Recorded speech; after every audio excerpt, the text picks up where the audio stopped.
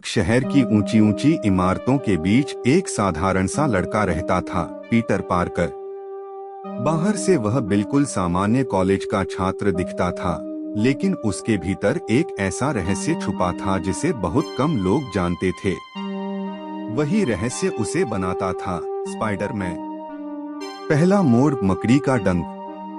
Peter एक मेधावी और जिज्ञासु छात्र था। एक दिन वह अपने कॉलेज के साइंस टूर पर एक लैब में गया, जहां जेनेटिक रिसर्च पर प्रयोग हो रहे थे। उसी दौरान एक रेडियोएक्टिव मकड़ी ने उसे काट लिया। शुरुआत में उसने इसे मामूली डंक समझा, लेकिन अगले दिन जब वह उठा तो उसके जीवन की दिशा बदल चुकी थी। उसके शरीर में अजीब ताकतें आ चुकी थीं। दीवारों पर चढ़ने की क्षमता, हाथों से जाले निकालने की शक्ति और दुश्मन का अंदेशा पहले से होने का एहसास, जिसे वह स्पाइडर सेंस कहता था। दूसरा मोड़, जिम्मेदारी की सीख।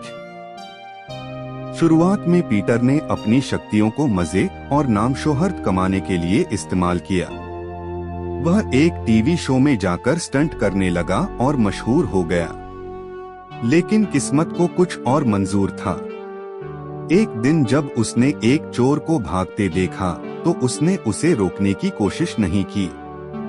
पीटर ने सोचा, ये मेरा काम नहीं है। कुछ ही देर बाद वही चोर उसके प्यारे अंकल बेन की हत्या कर देता है। यह सदमा पीटर की जिंदगी बदल देता है।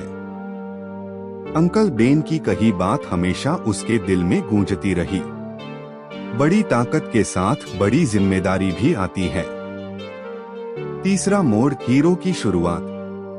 अंकल बेन की मौत के बाद पीटर ने कसम खाई कि वह अपनी शक्तियों का इस्तेमाल सिर्फ और सिर्फ लोगों की भलाई के लिए करेगा। अब वह न्यूयॉर्क शहर की गलियों में कूदते फांदते अपराधियों से लड़ने लगा। लोग उसे स्पाइडरमैन कहकर बुलाने लगे।